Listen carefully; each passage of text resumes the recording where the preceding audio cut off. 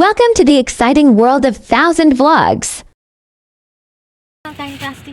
Yan ang mamagbihan. Akin na pa siguro po, kaya siguro po price yung mga binabayaran nyo dito.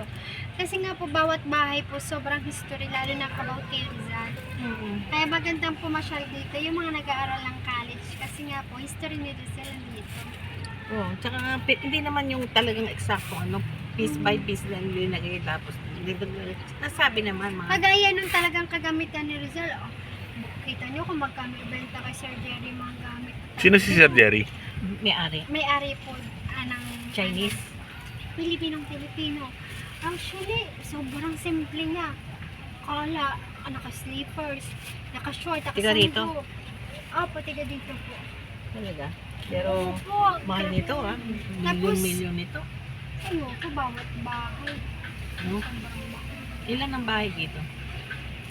Nasa 60 plus? 60. Mating ka rin na history nito? Pa? Alam mo, mating ka rin na seminar dito?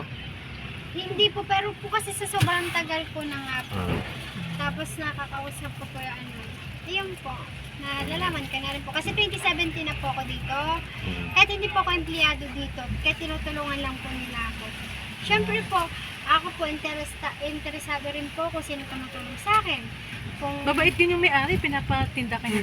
ay ano po ba kayo? Pati nga yung mga dancer ng nagsasay ng mga Las Casas. College student Oo, yun. tinutulong. Yung iba nga ngayon, teacher na eh. Sabi niya. Oo. Tinutulungan niya. Diba? Tinutulungan niya. Parang ano naman po kasi, tinutulungan siya ng mga estudyante. Tinutulungan niya mga estudyante. For example, Binabalik nagsasayaw sila yung mga estudyante ng mga tinikyo, yung ibang kultura. Ano panood namin kagabi yun?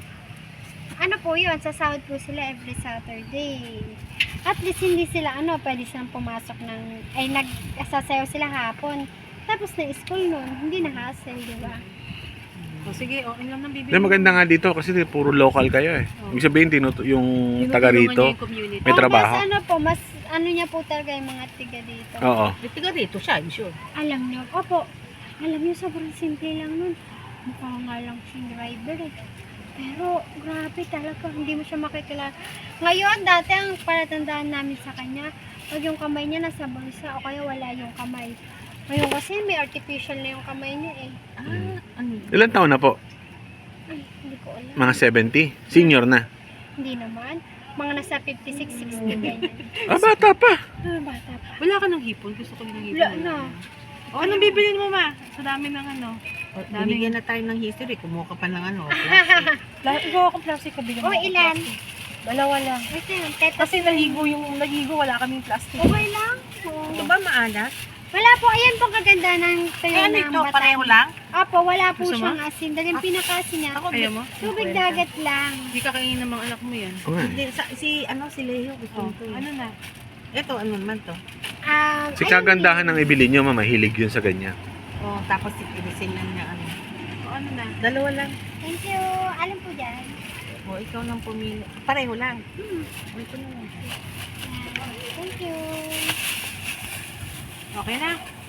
Ate Smile naman, te. Anong name mo? Melka po. Mel. Ano yung tunay mong pangalan? Melka lang. Gcash ko na lang. Okay.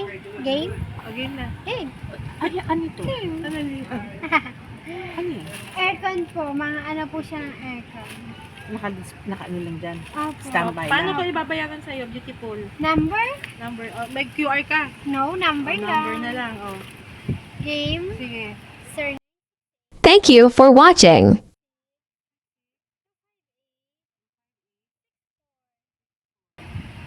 Paano nga nakulit lahat yan? Kindly subscribe for more exciting vlogs. Kasi umatin sa seminar, mabinili nga daw nila. Opo. May nakita na akong ganyan. Hindi ko alam kung saan eh.